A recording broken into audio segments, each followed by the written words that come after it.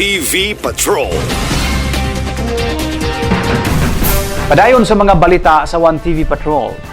Honorable Vicky Suiso gidaig ang mga barangay nga mihimo sa Miss Asenso Barangay level. Giila og gidaig ni Usami City Council Committee on Tourism Chair Honorable Vicky Suiso ang pipila ka mga barangay sa Usamis nga mihimo og inisyatiba alang sa padayong kampanya sa turismo, partikular sa barangay level. Kini ang Barangay Tinago, Embargo, Karangan ug Lamaan nga mihimo sa ilang search for Miss Tourism atol sa araw ng barangay gawa sa kapistahan sa patron kundi siya ang usa sa mga nahimong hurado. Iyang gipasabot nga ang ingon niining aktibidad dili lang pagpaila sa tourism program sa barangay apan pagpakita usab sa kaanyag ug abilidad sa kabatan-unang kababayenan ug mapadayonong pagpaasdang sa women empowerment. Kini sa kat-usab kaayo gumikan kay magpasiugda ang Asenso Usamis Administration sa Miss Asenso Usamis diin ang matag barangay gidasig nga makapadala og representante alang sa kagayon nga screening og ang mapili niini mauna ang official candidate sa Miss Asenso Usamis 2026 sa Hulyo. Recognize the following barangays who successfully staged the search for Miss Tourism 2026. In these respective barangays, Madam Chair, on May 1, Barangay Tinago, headed by SK Chairman Alforque and under Punong Barangay Fuentes.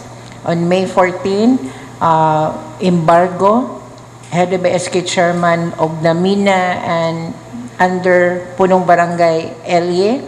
On May 16, Barangay Karangan, headed by SK Chairman Batumalaki under Punong Barangay Disina.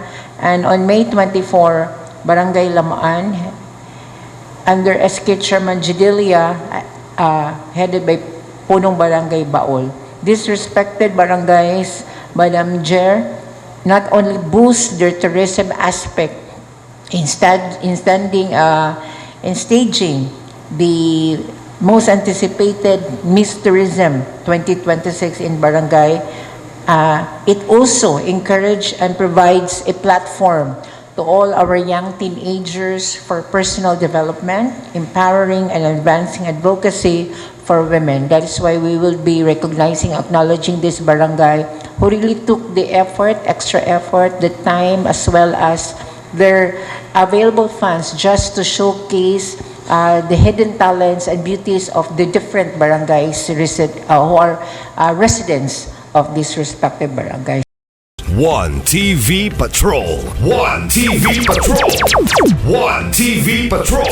1 TV Patrol.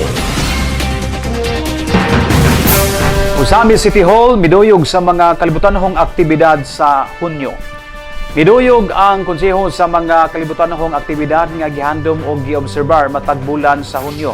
Matod pa ni Majority Floor Leader Attorney Mars Tapayan nga pipila sa mga national ug international nga gihandom matag bulan sa Hunyo mao ang aktibidad sa mga LGBTQ+ nga gitawag og Pride Month. Gihandom usab ang bulan sa Hunyo nga National Safety Month, partikular sa Estados Unidos aron paghinumdom sa publiko nga magbantay o magamping aron malikayan ang disgrasya labi na pagtuman sa trabaho o mga lakaw. Sa bulan sa Hunyo usab gihandom ang Men's Health Month o Alzheimer's and Brain Awareness Month alang sa pagdugang sa kasayuran sa kahimsog sa utok, mga paaging nga makalikay sa sakit o bukas nga suporta alang sa minilyong tao sa tibuok kalibutan nga adunay dementia. This month is globally observed. Month of June is as a Pride Month, which honors LGBTQ+ rights after the Stonewall riots in late June 1969. Parades and events happen all month. There is also National Safety Month in the United States, and also this Alzheimer's and Brain Awareness Month and Men's Health Month. So 1 TV Patrol. Lumad Usamis noon may serbisyo isip bag-ong City Fire Marshal sa Usamis. Anong detalye ni Johnny Tom?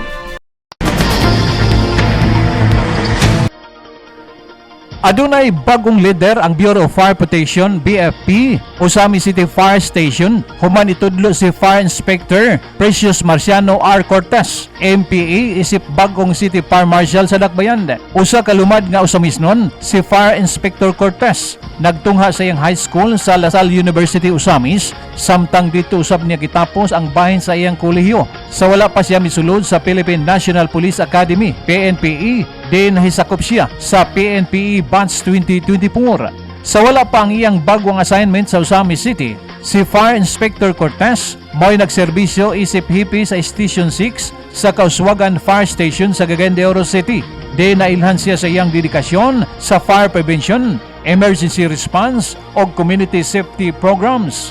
Pinagi sa iyang kasinatian og liderato, mas mapaligon pa ang mga programa sa BFP Usamis nga nagtumong sa pagpanalipod sa kinabuhi o kabtangan sa katawhan, batok sa sunog ug uban pang mga emerhensiya. Ang iyang paglingkod isip acting City Fire Marshal nagtimaan usab sa padayong paningkamot sa Bureau of Fire Protection sa paghatag og episyente, profesional o kasaligan nga serbisyo alang sa mga usamisnon. Ang mga personnel sa kabubiruhan ang mipahayag sa ilang suporta kang Fire Inspector Cortez, samtang siya nagatubang sa iyang bagong tahas isip Pangulo sa Usami City Fire Station, uban sa tumong nga mapadayon ang taas nga kalidad sa serbisyo publiko alang sa katawhan sa Usamis. Alang sa 1TV Patrol, Johnny Tommy reporting. Police report. Police report. Sa Police Report,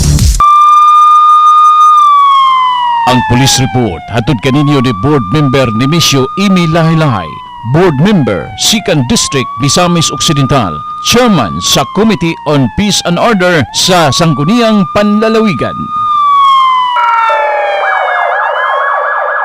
Police report. Police report. sa Police Report, 28 anyo sikop sa drug buy-bust operation sa Barangay Gango ning syudad. Ani ang Police Report ni Johnny Tommy. Tingkagol karon sa bilingguan ang usa ka 28 anyos nga lalaki human kini masikop sa gikasang anti-illegal drug operation sa mga otoridad dito sa Purok 1, Barangay Gango ning Dakbayan, Lunes sa gabi, Hunyo 1, 2026. Gila sa Usami City Police Station ang dinakban nga si alias Mar Minyo og residente sa Barangay Tinago, Usami City. Alas 7:45 sa gabi sa dihang dungan nga milihok ang mga operatiba sa investigation og intelligence unit sa kapulisan sa pagpangulo ni Police Captain Alpi sa Badukya ubos sa direktang supervision ni OIC Chief of Police, Police Major Agustin G. Araso. Dahimo ang maong kalampusan pinagi sa iniusang puwersa tali sa Philippine Drug Enforcement Agency Region 10, Sikan Provincial Mobile Force Company, 102nd Maneuver Company, RMFB 10 og Maritime Police. Human daling gipahibalo sa iyang mga katungod ubos sa batakang balaod, dakuha gikan sa posisyon ni alias Mar ang mosunod nga mga ebidensya. Unom ka sashi sa shabu, usa ka medium size ug 5 ka gagmayng head-sealed transparent plastic sashi. Lakip ang napalit sa pusher buyer, usa ka digital electronic tester nga gigamit sa pag-verify sa droga, usa ka 500 nga bill nga gigamit ingon nga budol money, usa ka color patig nga belt bag. Aron masiguro ang transparency og hingpit nga pagsunod sa probisyon sa Republic Act 10640, dinalian nga gihimo ang inventory og pagmarka sa mga nakumpiskang ebidensya didto mismo sa dapit nga nahitabuan. Gisaksihan kini sa Barangay Kagawad, Rene C. Espiga o Kagawad Antonio E. Pulpul Sr. Kauban ang mga representante gikan sa Department of Justice o mga miyembro sa local media. Temporaryong gitanggong sa Usami City Police Station si alias Mar, samtang gihikay na ang formal nga kasong paglapas sa Republic Act 9165 o Comprehensive Dangerous Drugs Act of 2002 batok kaniya. Sa lain pang police report, usa ka motor cab driver sikop sa ulayang drug buy-bust operation sa Barangay Aguada. Sikop sa drug buy-bust operation sa mga operatiba sa City Drug Enforcement Unit, Usami City Police Station, niadtong Hunyo 3, 2026 sa hapon. Ang usa ka motor cab driver nga naila sa alias Junjun, 51 anyos, Minyo, residente sa Purok 5, Barangay Karangan. Na-recover sa posisyon, 4 ka gagmayng sachet sa gituhang shabu, 5 500 pesos buy-bus money, pitaka, pouch, gisi nga envelope og cellphone. Ang inventory gisaksihan ni punong barangay Leo H. Pigalan, representante sa DOJ og local media para sa transparency. Ana nakaroon sa kustudiyan sa Usami City Police Station ang suspitsado o giandam na ang kaso bato kaniya sa paglapas sa Republic Act 9165 o Comprehensive Dangerous Drugs Act of 2002. Alang sa police report, Johnny Tommy reporting. Ang police report hatod kaninyo ni board member ni Misyo Amy Lahi-Lahi, board member 2nd District Misamis Occidental, chairman sa Committee on Peace and Order sa Sangguniang Panlalawigan. One TV Patrol. Sa tungpulong sa kaalam karong adlaw, kinutlogikan sa balaang kasulatan sa Habakuk Kapitulo 2, versikulo 5. Kini kanayon.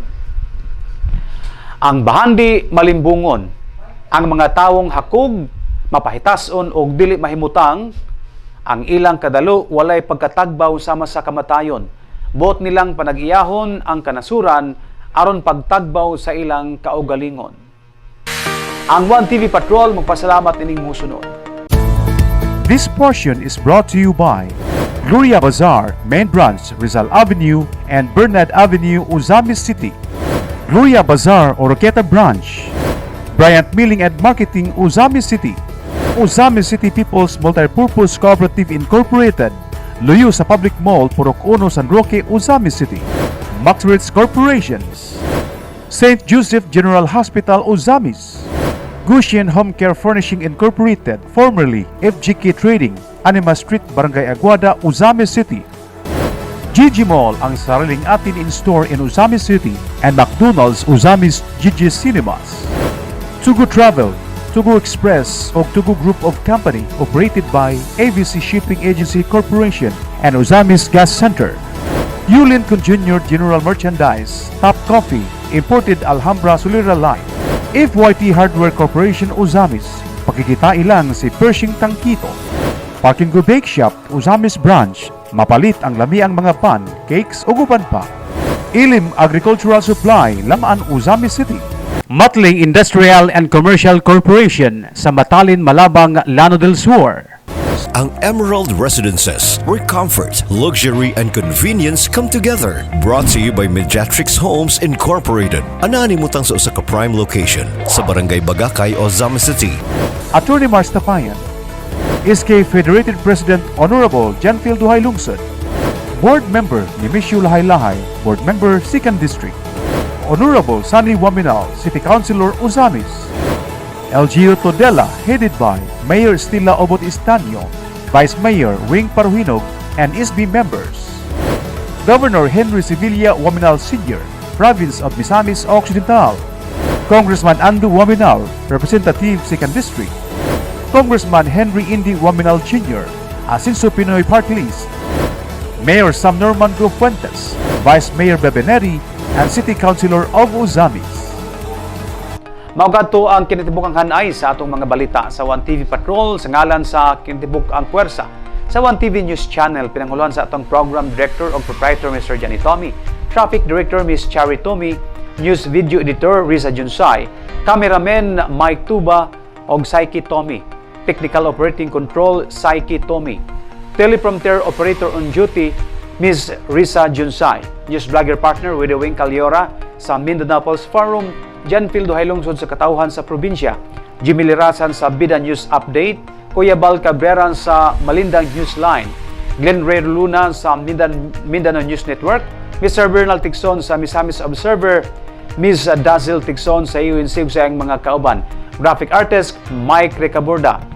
Sa ngalan usam sa kagamahanang lokal sa Dakbayan sa Uzamis o sa Asinso Uzamis Administration nga gipanguluhan ni Mayor Sam Norman Go Fuentes, sa 1st District Congressman Jason Almonte, sa 2nd District Congressman Andrew Waminal, sa Asinso Party List Congressman Indy Waminal, sa probinsya Governor Henry Sevilla Waminal. O kining inyong ubos nga higala Adoni Decena, kaming tanan mo kaninyo.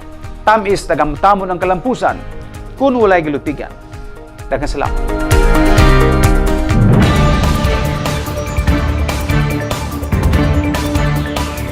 Inyong nasaksihan ang 1TV Patrol. 1 TV Patrol. 1 TV Patrol. Kauban ang atong ace anchorman, Adoni Desena. Hangtod sa sunod higayon, dinhilang sa 1 TV.